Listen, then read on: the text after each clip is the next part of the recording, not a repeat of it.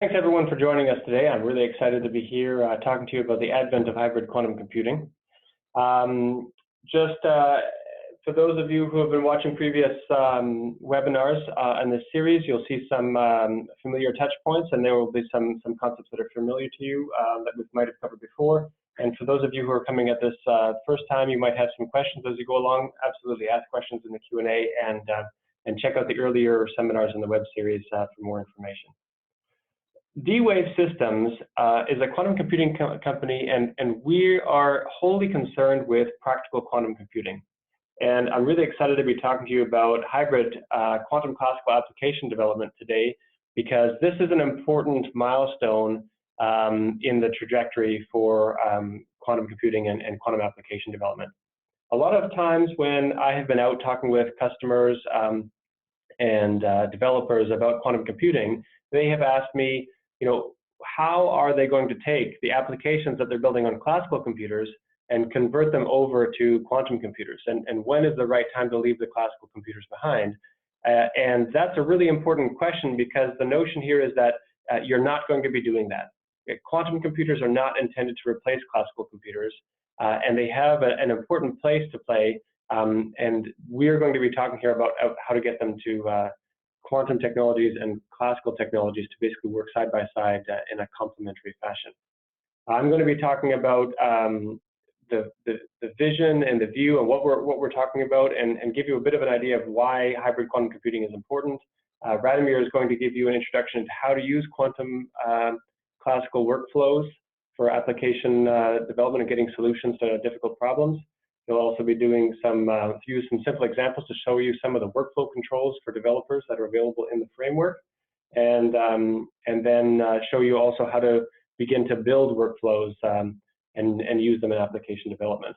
And all of this sort of comes together with Leap and our quantum application environment to create a platform on which you can develop applications for hybrid quantum classical applications.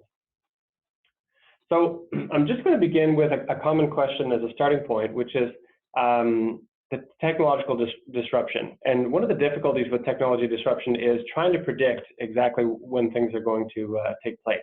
So you might be working on a particular application or developing applications with steady growth in the business or department or in the government mission that you're working on. And then what the concern is that a new technology is going to come around and then suddenly change the way pardon me, those problems are getting solved. And either you will have successfully anticipated it and happily gone along the blue growth curve, or you might have actually missed the signals of it, and unfortunately then seen some of your success and your steady growth drain away. Now, this brings a lot of questions to the fore. Which of my applications will be affected? It's not necessarily going to be every aspect of everything that you're doing. When is the right time to begin adopting the new technology or switching over, and how will you adapt? Not just you individually, but also your organization and also your workforce. So the other key part here about how we'll adapt is that a lot of people worry the most about the red curve, of missing the technology disruption and of seeing the growth die away. But in fact, a lot of folks who have been through technology disruption cycles also realize that that sharp blue curve brings its own pains. So how can we sort of think about practical quantum computing in order to kind of time this? Well, one of the challenges here is, when is the right time? Everyone is concerned about deciding too late.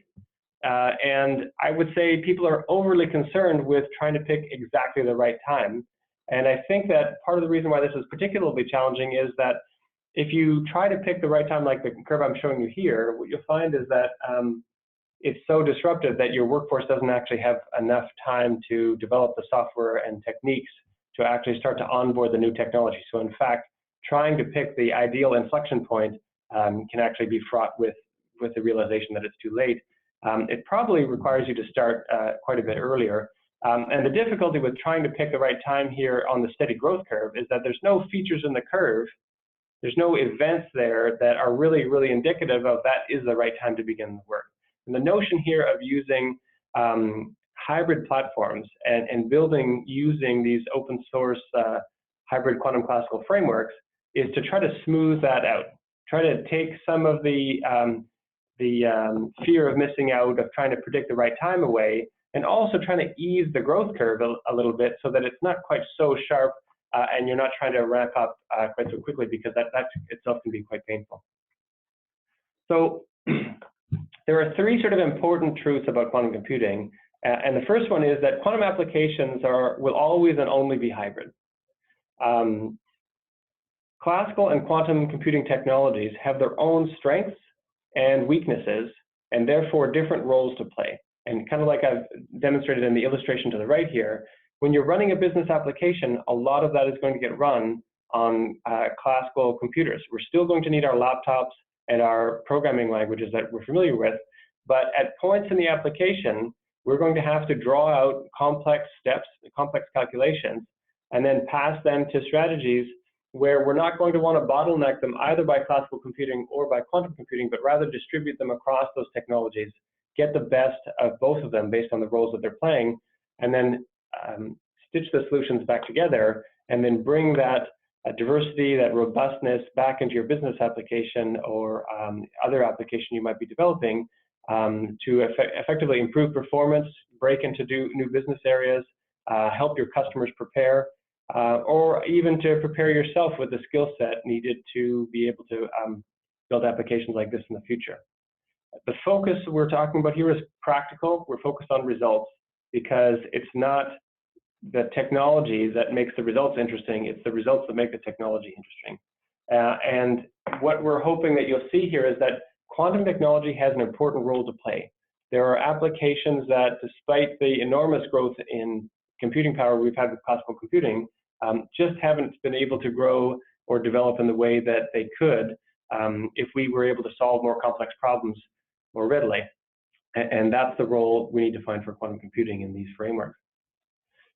Also, happily, you'll actually find as you're learning more about quantum computing that our customers and partners have actually already developed 150 plus early applications in a variety of different areas. And a lot of that information is published or presented online, and you can use those as sort of harbingers for areas to begin working in quantum application development. One particular example, internet ad placement, there's a company that we worked with, Recruit Communications in Japan, and in that application, they're collecting all the user data and communicating with servers and displaying data, all with classical computing technologies, but they're basically pulling out the difficult task of optimizing exactly how to pace advertisement placement online and passing that to the quantum computer.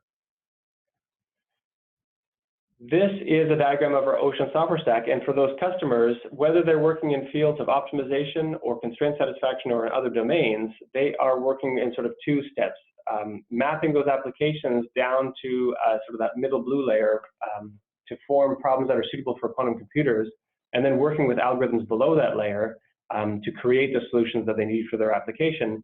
And my colleague Radomir is going to go into detail working down at this lower layer, creating workflows and showing you how to rapidly prototype, build, and test on different hybrid workflows to get you the best results possible with both classical and quantum computing technologies, whether you're using CPUs and GPUs on the classical side or QPUs on the quantum side. So Radomir, go ahead and take the screen thank you, Murray, for this nice intro. My name is Radomir, and hello, everybody. I have a lot of content to squeeze in, let's hope, 40 minutes.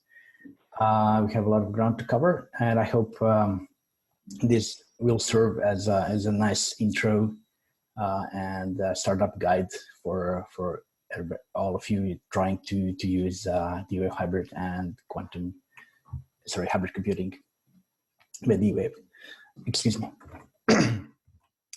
So I'll start with let's say 15 to 20 minutes intro and motivate the use of hybrid on a problem that we used in I believe it was one of the first webinars that we had held by Victoria, I believe her, where she talked about.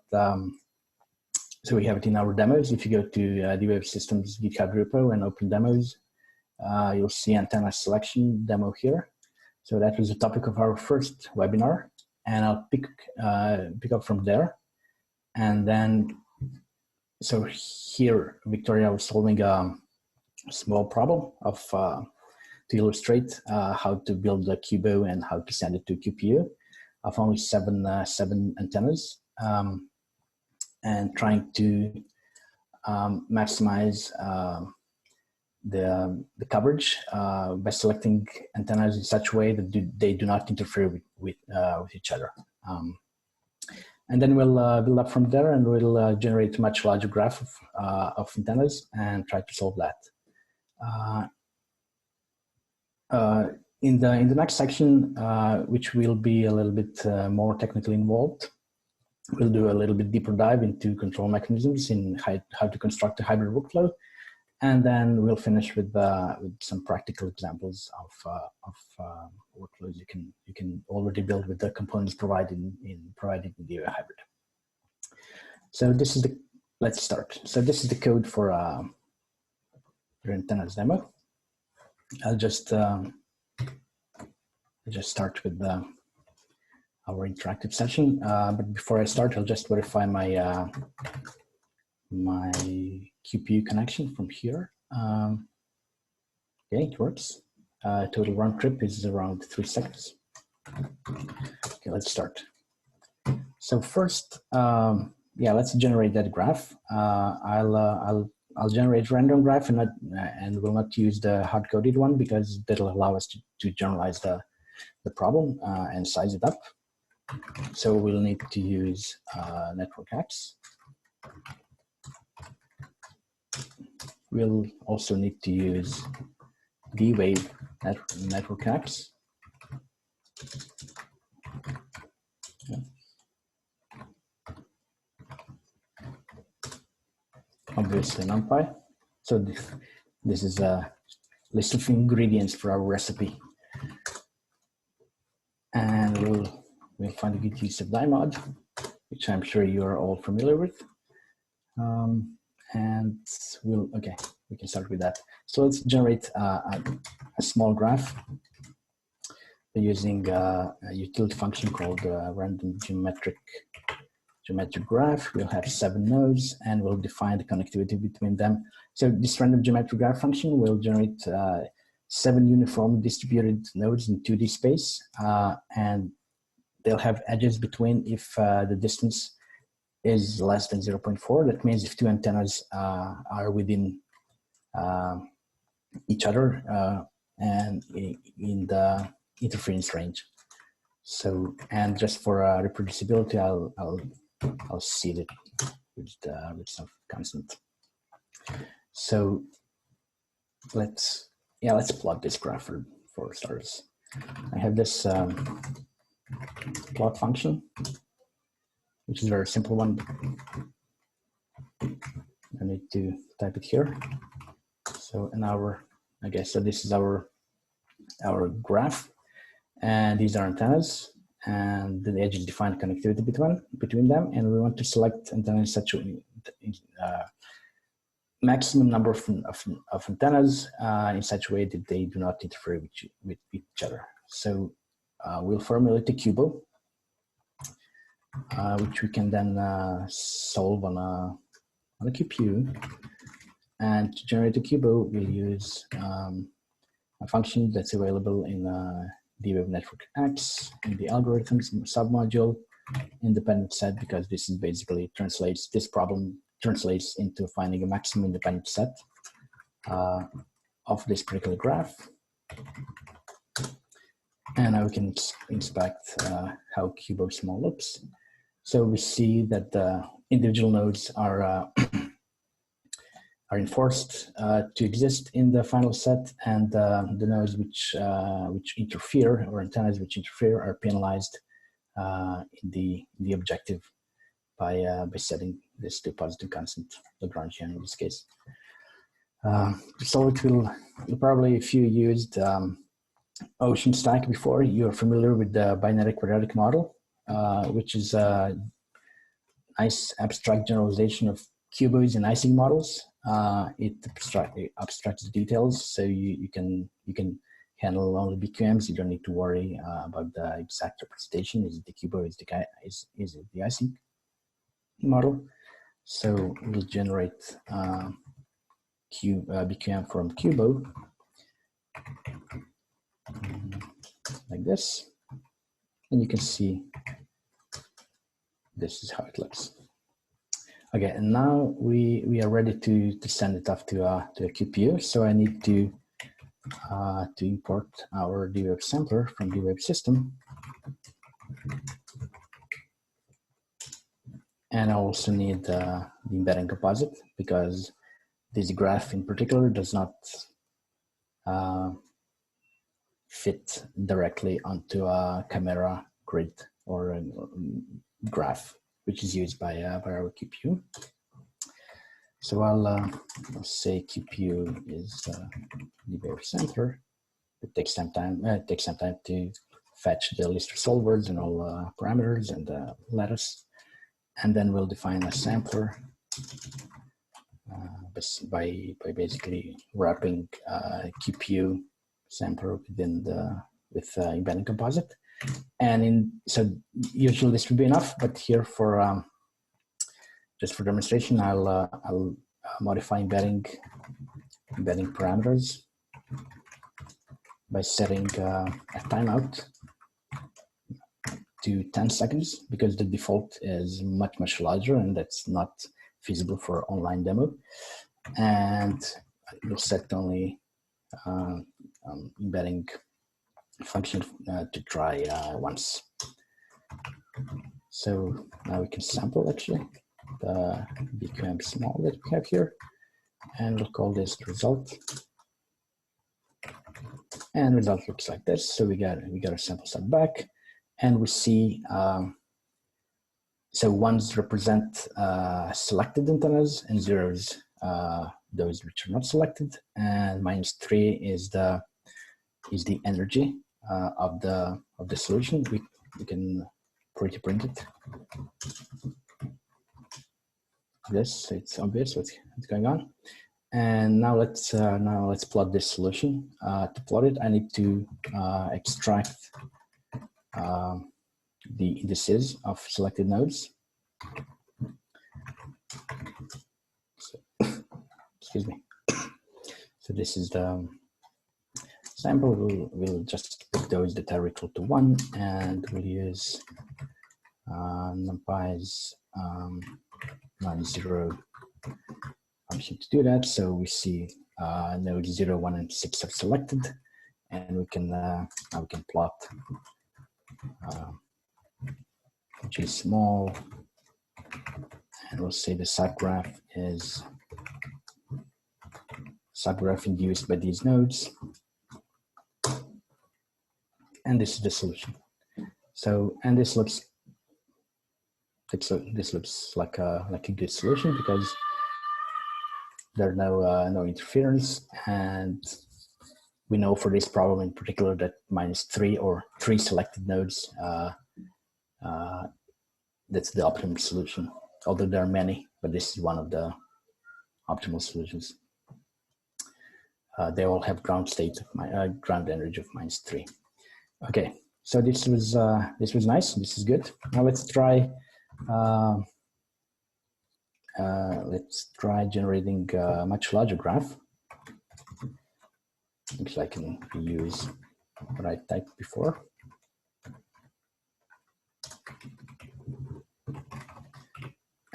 So let's generate 1,000 nodes and connect them if they're closer than this number. And let's see how that looks. Okay, so this is a much larger graph. Looks pretty, that's good. Now let's try solving it on a QPU. So let's say Cubo large. Excuse me. Cubo large is DNX algorithms independent set max Cubo large and BQM large. is induced by this cubo.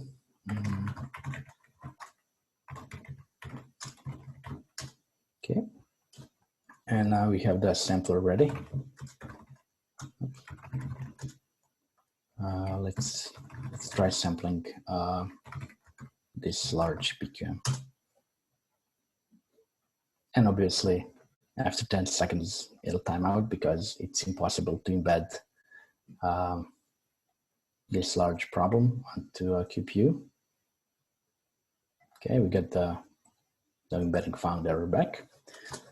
And just for we can quickly check the BQM large. The number of edges it has in the graph is around 8,000, and the number of edges in our QPU or couplers, that is around 6,000. So there's no way to embed a graph of size of this size into a QPU. So what do we do? Well, we can try chopping this big problem into small problems that can fit on a QPU and do that multiple times, and then somehow integrate the results and see if that allows us to solve the bigger problem. And without going into details, there are multiple out-of-the-box solvers. Let's call them solvers, although they are workflows, available in our hybrid framework. So we'll try using one called Kerberos. So this is initializing phase. Now we have a Kerberos. And to run this workflow, we need to generate the state, which will hold the problem and the solution, and many other things, but these are the most important. So let's say we want to use BQM large in our state, and we'll run Kerberos on this state, and we'll halt until we get the result back. This should take around I don't know, 10, 15 seconds on my laptop or something like that, because we are doing multiple loops over and decomposing problem in multiple small problems. And you've seen that one run of one problem from my laptop to the wave headquarters and back takes around 3 seconds. So we got the results back. Let's plot them.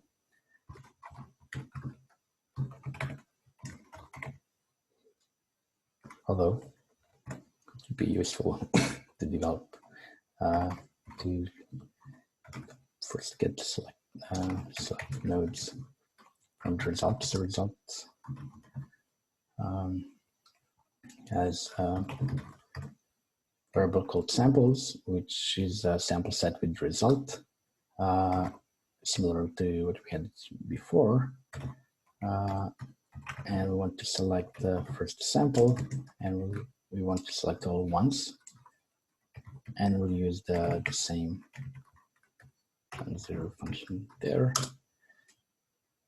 Let's see, the number of selected nodes is 141.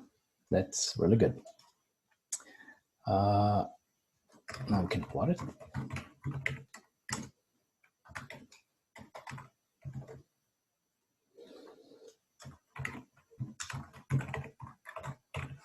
Create a subgraph based on the selected nodes here. And this is the solution. So you can see selected antennas in this case have more or less uniform distribution, which makes sense just looking at it from the top. And I can tell you that I tried running this problem for much longer times, and the ground energy that I got in the best case was around 144, I think. So this is not bad. That means 144 and then selected. We can yeah, we can run this also on a smaller problem. So the BQM, just to show that it works also on small problems. So we run Kerberos again on a BQM small. This should be a little bit faster. And then we can, again, now we can actually print the result because it's much smaller, it fits the screen. So we see the result here. Again, 3 nodes selected, and I think they're the same that we got in the first example.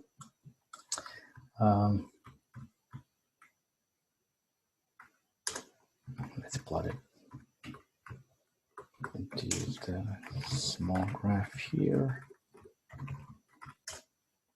Okay, there they are. Okay. Well, this is nice. So now we have a way to solve problems which are bigger than a QPU, and we have a way of running a black box workflow. But that's only just the beginning, because as probably you all know, there's no silver bullet for every problem, and there's no there's no one solver fit for optimizing every optimization problem. That's why in your concrete application domain, you want to build your solver optimized for your problem in particular. And that was the basic idea behind the web hybrid, is to allow users to play around and to construct a workflow which will adapt to the problem at hand. For example, if we look at the Kerberos, this is a workflow. We can print it, or the structure of the workflow. It looks something like this. And maybe now would be a good time to switch to this presentation that I have from before. So a workflow is constructed of runnables, and runnables can be composed into a new workflow, and every runnable is actually a workflow, and something like this. So with a few lines of Python code results in a functional. So the functional representation looks like this. So you see you have some loops here and some branches running classical solver in parallel with the QPU solver, and then recombining the results and so on and so forth. We'll dive into details how you can do that, and that takes us to the second part. So let me show you the basic building blocks. So the Kerberos that you had there is so-called runnable type, and runnables accept states on input, and they produce states, new states on output. They execute asynchronously, and they can be composed in different ways. So let's explore how we can do that. Let's start with a very simple runnable, which will just increment a counter on an input state and produce output state with that incremented counter. So this is not what you would usually do. So you would usually reuse components which are available in hybrid, but for purposes of this demo, I'll construct this simple workflow, or runnable it is. So the details of that I'm typing are not that important. The concept should be clear. So we'll return the updated version of this input state. States are immutable, in which we'll set the count variable to input state count variable +1. So pretty simple, right? And now we can instantiate our workflow by just calling this this runnable, and this is a very simple workflow. But to run it, we need a state, and in this case, we'll set counter in the state to 0. Excuse me.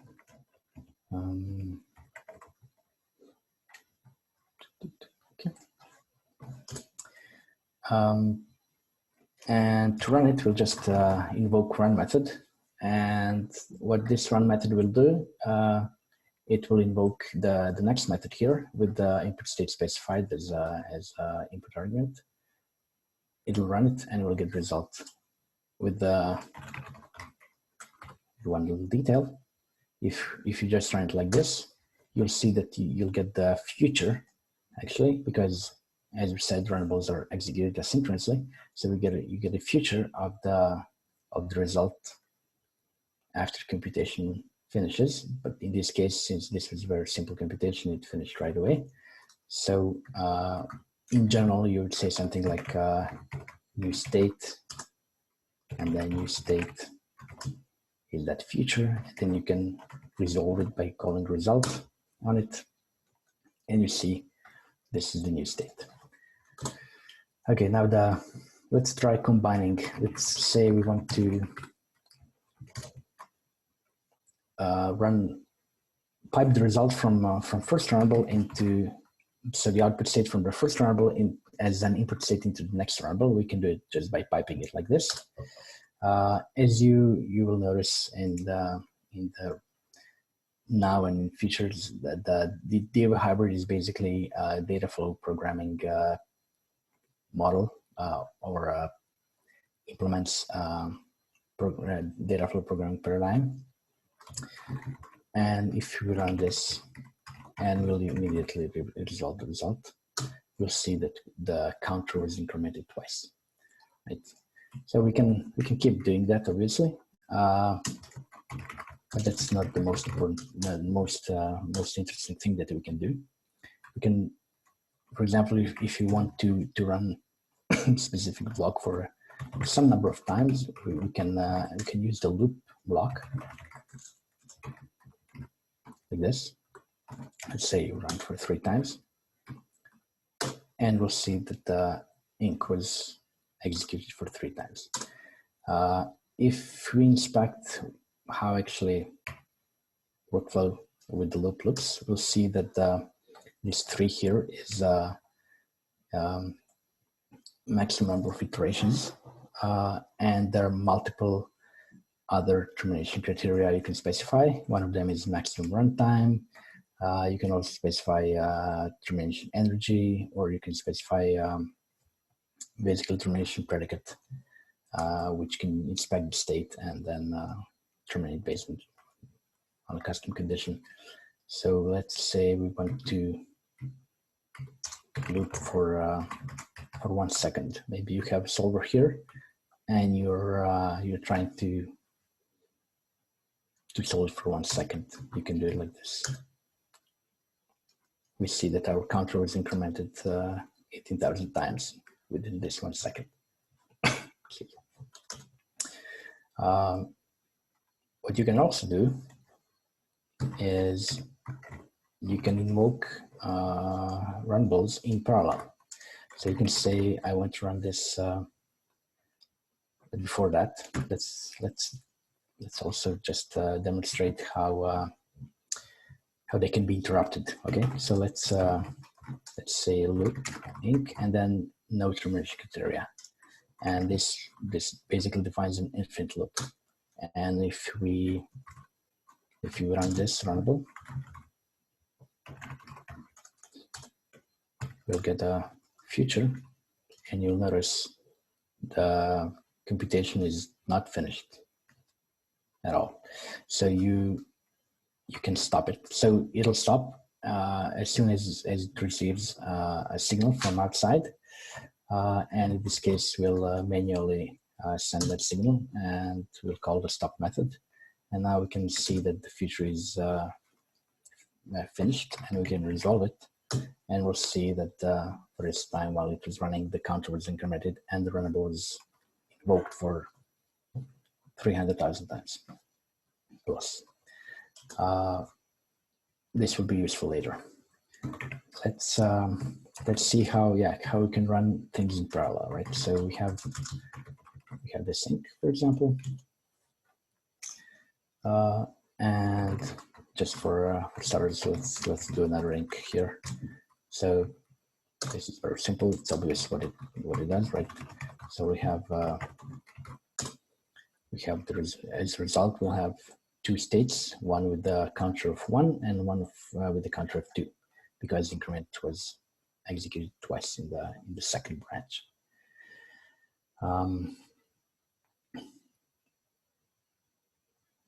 We can also, for example, say so branches do not have to run for the same amount of time. We can have a loop in one branch, and let's say this branch will run, excuse me, for 1 second, and that means that the complete workflow will block for that 1 second, because the parallel block will wait for both branches to finish. But if you have, for example, if you want to run, for example, 2 or multiple workflows in parallel, and you want to terminate as soon as you get the result from one back, you can do that by using race or racing branches. Then these are aliases. Let's say race. So I would like to race, I don't know, for example, the same thing that we. Now let's race this short running runnable with an infinite loop, and then we'll see how the infinite loop will receive outward signal to stop as soon as some of the other branches finishes, and that's the first branch. That's right, and we see that the second branch got 51 runs while the first one finished and sent a stop signal.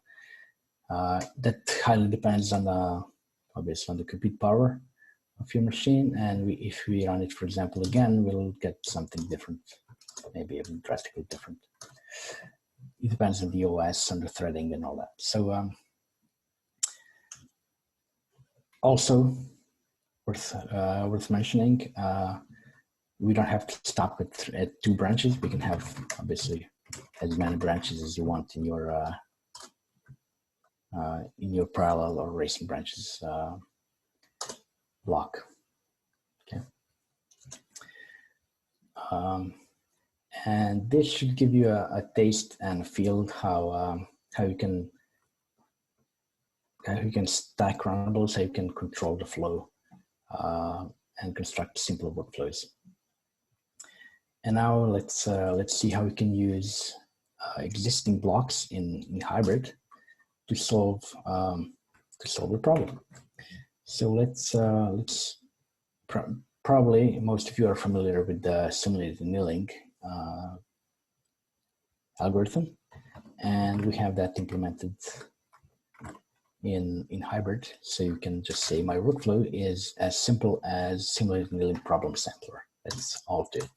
And we will say our state is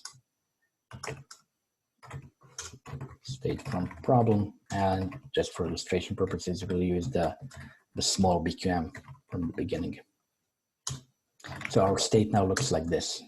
This is also worth exploring at some point. So the state will contain the problem, which is a BQM that we are familiar with, and the solution, the set of samples. In this case, we'll just use all zeros. We can use random for initial point or whatever. That's not really. It's up to you. So yeah, let's run this simple runnable called simulated annealing problem sampler. And actually, before running, you can print the representation. It'll see that, for example, default arguments are number of sweeps is only 1,000. So it's a rather short anil. And the initial states, if they are not otherwise defined by setting samples on the input state, are generated by random. So we can actually remove samples from here or set it to null. And then the simulated annealing will generate the initial state by drawing from random distribution. And okay, let's run this. I'm talking too much, I'm typing too little.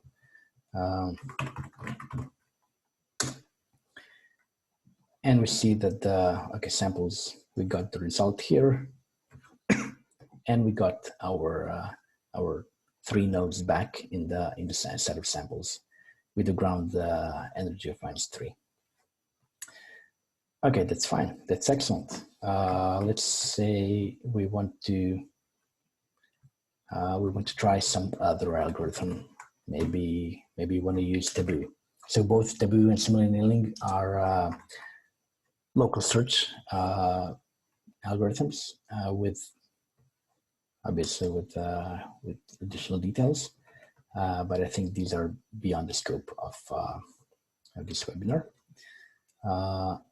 But yeah, let's try running, for example, this Taboo, which does similar to simulated annealing, does one bit flip at a time, and tries to improve the solution. And when we run it, we see we got the same answer back, which is fantastic.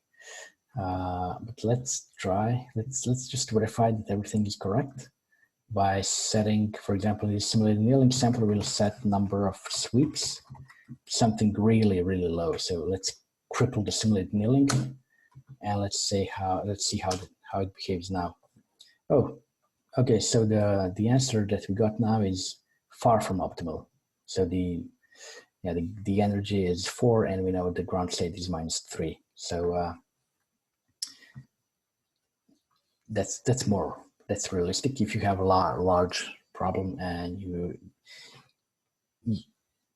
you upfront cannot know what are the best values for parameters for algorithms, so you want to try with different ones. So this illustrates how that might be done. And for example, let's say you have this simulated annealing sampler which does not perform well on your problem, so you want to run it in parallel, for example, with some other sampler. Let's say this Taboo that we have here. So you construct your workflow, and let's just print that workflow. So it looks like this. We have parallel branches, and we have simulated annealing and Taboo, each one in separate branch. So when we run it on our state, we'll see now that we got actually 2 states, right? So one for each branch, and it's in the definition order. It's structurally ordered. So the first state corresponds to the first sampler that you had at the first branch, and that's in this case this low-performing simulated annealing, which returns state with the value of energy of 3, and then we have this unrestricted Taboo, which on this obviously small problem does well and returns the optimal solution. And now you can imagine how you can select the better of these 2 and then proceed on to the next iteration, repeat in a loop or something like that. But if you would like to run a part of your problem on a QPU, what you actually want to do is decompose the input problem. And to that purpose, we have some decomposers available out of the box. One of them, called Energy Impact Decomposer, will, based on the flip energy of variables, select a subproblem of the size you tell them. Let's say size 3, because our problem has 7 variables, this toy little problem. And we call this EID. So let's just see what do we get when we run this? So let's just remember, check what's in our state. So we have a problem, the initial BQM. We have a set of samples, which is initialized to zeros. And then when we run the EID on that input state for the first time, we'll see that now in the output state here, we have a new variable called subproblem, which is a BQM model of 3 variables or nodes 4, 5, and 6. Okay. If we run it again, because now the instance of this class is, or the ID object is stateful, it'll pick where it left in a previous iteration and we'll get the next subproblem. In this case, that would be nodes 1, 2, and 3. If you run it again, we'll get just one problem of size 1 because we exhausted the set of nodes that we can to induce a subproblem on the initial problem. And just to demonstrate, so obviously there are many parameters you can tweak. And one of them is the method of traversal. So flip energy might be a good seed. And then around that seed, you want to select a connected region and send that connected region, the subproblem, to a QPU or maybe some other solver. And let's say, yeah, let's go briefly to a bigger size problem. And let's say we want to get chunks of size 50, and we'll use traversal method called breadth first search, which I'm sure many of you are familiar with.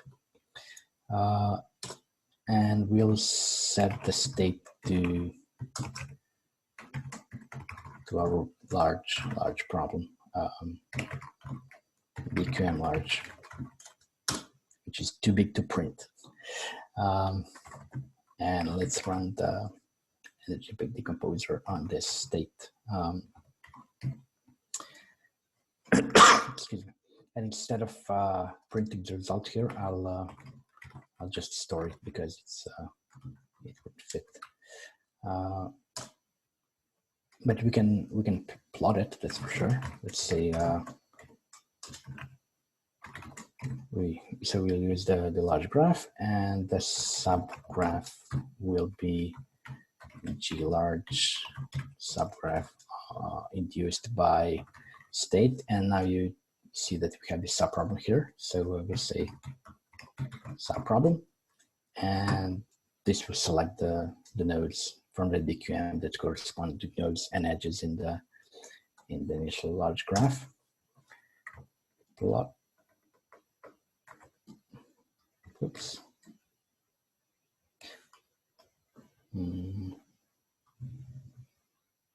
Not good. This isn't good. I missed something. So EID size 50 rolling. Okay. BFS. State is based on the large problem. Oh, yeah. Now I see what was the problem. The problem was I used state instead of result here when plotting the. Okay, now this makes sense. Now we see how we selected 50 subgraph of size 50 around some node which had the highest energy impact by flipping a bit. And now obviously we can run it again, and we'll see some other regions selected. And the nice thing now that we can do is we can pipe the result, right? Because yeah, let's type it in, or better yet, let's copy it. So we'll say the output from energy impact decomposition goes directly into a block for QPU subproblem sampling. And this block will produce a set of, so for this particular subproblem, it'll produce subsamples. And then we can use one of the composers available. Let's use the splat composer, which will just glue back the results from for the subproblem onto the solution for the big problem. And we'll call this our workflow. Take some time to initialize the derivative sampler. Okay, we can run it on this big state. Just to double check. State problem size is 1000. We will run it on the state, get the result back. It'll take a few seconds to go to QPU and back. And now we can verify we got the samples in the result. So this will be a rather big array, but I'll print it anyway. Oh no, only one sample. Okay, cool.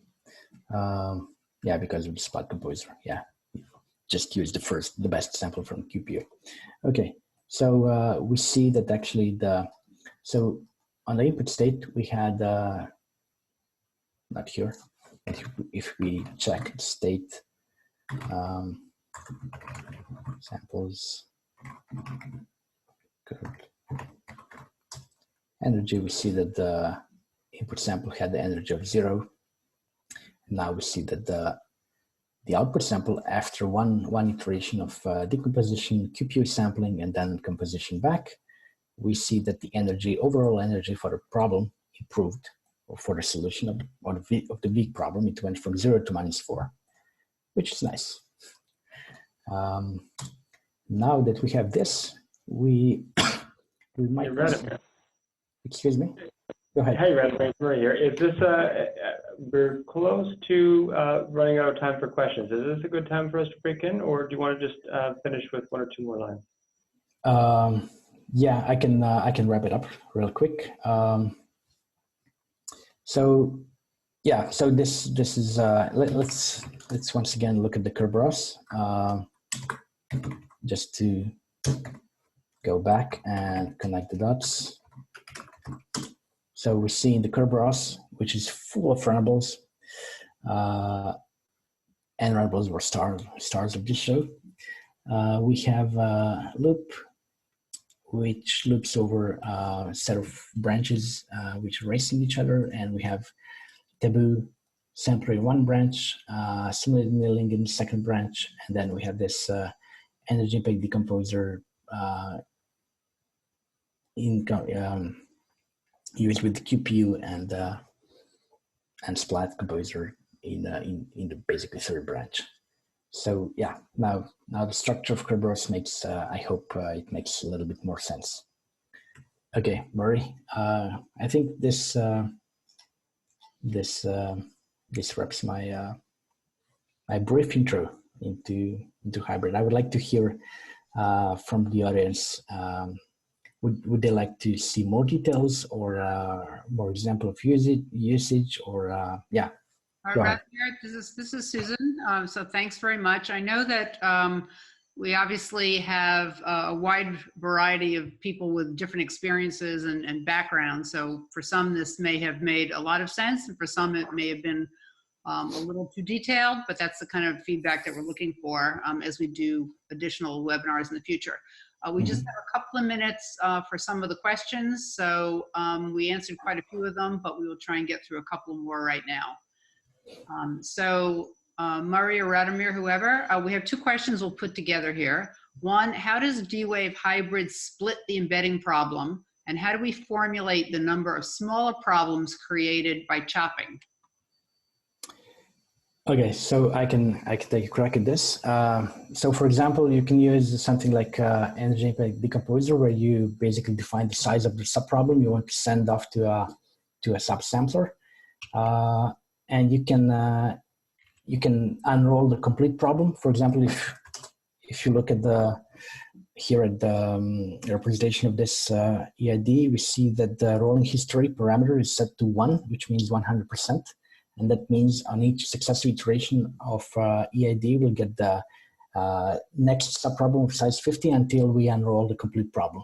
you obviously can set this to a lower limit. So you might say, I want to decompose only 10% of the problem based on the, energy, for example, energy impact of a particular variable.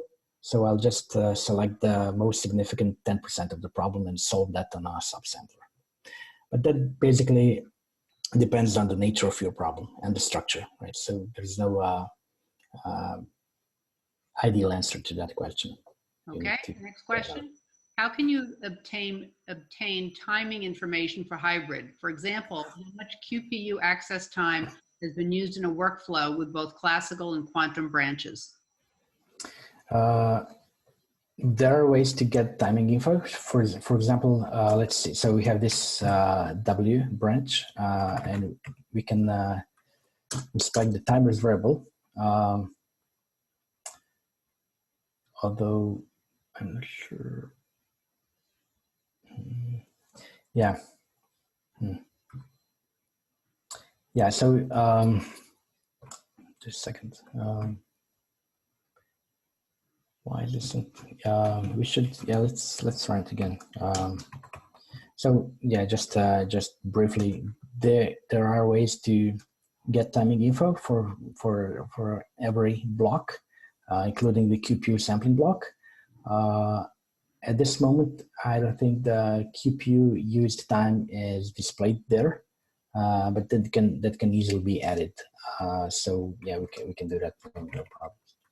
Okay, next question. Does the hybrid approach show any benefit or speed up? So Radomir, I'd love to actually take this question. So there's actually been a rich amount of work from D-Wave and researchers around the world on testing classical and quantum computers on different problem instances, constructed in different ways, results also from our customers. And so, in fact, what you can see is that there's a lot of information from those research projects on the fact that there are some problems for which classical computers have algorithms which are the best suited, and there are some problems where quantum computers are the best suited, and where we've actually seen gains in terms of computational time or energy usage during computation, particularly to do with some of the more recent work in quantum material simulation.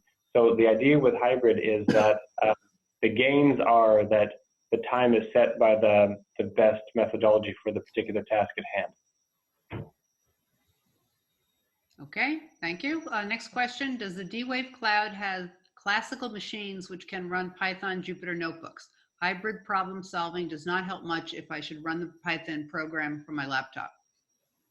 That's another great question. And right now, the D-Wave Hybrid Open Framework is designed to let you use your own classical computing resources with the quantum computer. That's a great point and something that we're thinking about and working on in terms of being able to do exactly that using cloud resources.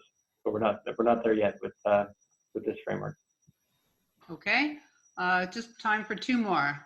Yet another technical question. Is it possible to input an initial state for the workflow? Sometimes you can find good feasible solutions classically, but not the optimal one. Nevertheless, they could be used as a starting point for D-Wave hybrid workflow. Same question applies to QBSolve.